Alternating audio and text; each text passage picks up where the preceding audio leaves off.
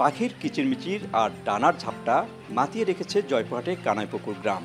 সকালে সোনালি রোদ আর গধূলির মৃদু আলোয় ফুটে উঠেছে যাদের অপরূপ সৌন্দর্য। হঠাৎ দেখে মনে হবে গাছের থোকায় থোকায় ফুটে থাকা সাদা ফুল।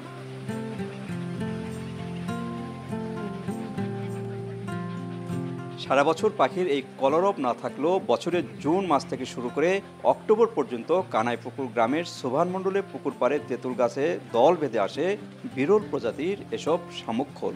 পাখিগুলো আমাদের ভালো লাগে, আমাদের মানে ঘুম ভাঙে এই পাখির ডাকে, আবার ঘুম আসে এই পাখির ডাকেই। পাখিগুলো প্রায় ১.৫ যুগ ধরে আমাদের এখানে আছে, তো আল্লাহর অশেষ রহমতে ওরা এখানে আসিছে, এই জন্য আল্লাহর কাছে আমরা শুকরিয়া।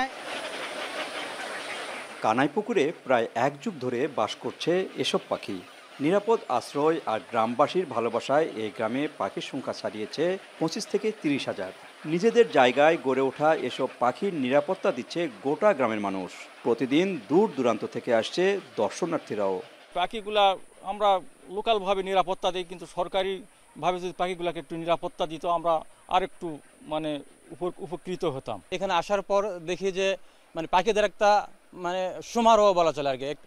তো এটা দেখা অনেক ভালো লাগতেছে আমাদের যে এরকম পাখি এই গ্রামের মধ্যে এখানে আছে। পরিবেশ প্রেমীরা বলছেন আগের তুলনায় এই এলাকায় অনেকটাই কমেছে পাখির আগমন। ফসলে অতিমাত্রায় কীটনাশক ব্যবহারে খাদ্য সংগ্রহ করতে পারছে না অতিথি পাখিরা। এখন দেখা যাচ্ছে যে অনেক পাখি আগে যেমন আসতো তেমনটি আসছে না, কারণ খাদ্যের ক্ষেত্রে পাখিগুলো যখন খায়, তারা যখন জমিতে পড়ে বা বিভিন্ন থেকে দেখে বিভিন্ন কীটনাশক ব্যবহার হচ্ছে যেখানে পর্যাপ্ত, ফলে কিন্তু পাখিগুলোর জীবনহানি হচ্ছে। একটা আইন হয়তো হয়েছে যে পাখি মারা যাবে না, কিন্তু সে বিষয়ে মানে জনগণকে কিন্তু সেভাবে সচেতন করা হচ্ছে না। পাখি প্রেমীরা বলছেন বন্য প্রাণী রক্ষায় সরকারের বিশেষ নজরদারি প্রয়োজন।